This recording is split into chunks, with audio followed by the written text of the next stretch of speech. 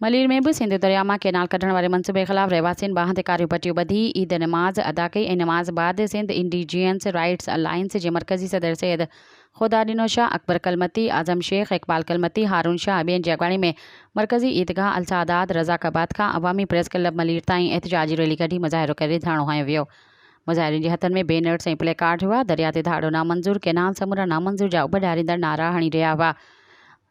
हुननि चयो त पाणी असांजी ज़िंदगी ऐं मौत जो मसइलो आहे। सिंध दरिया ते धाड़ो कंहिं बि सूरत में क़बूल न कंदासीं। हुन चयो त कैनाल ठहण सां सॼी सिंध खां वधीक कराची शहर मुतासिर थींदो। कराची जो 80% पाणी सिंध दरिया मां अचे थो। तंहिं करे कराची वासियुनि ते वधीक ज़िम्मेवारी आहे थिए थी त हू कैनाल ख़िलाफ़ थींदड़ जिदोजहद में वधि खां वधि हिसो वठी पंहिंजी क़ौम ऐं धरतीअ सां वफ़ादारी जो सबूत ॾियनि। ऐं मुज़ाहिरे खे अकबर कलमती, हारून शाह, अजमल कलमती, इकबाल कलमती, शाइर गफ़ूर शाह तकवी ऐं ॿियनि पिणु ख़िताब कयो। सब्सक्राइब कयो अवामी न्यूज़ HD खे ऐं ताज़ा तरीन ख़बरुनि लाइ ॾिसंदा रहो अवामी न्यूज़ HD।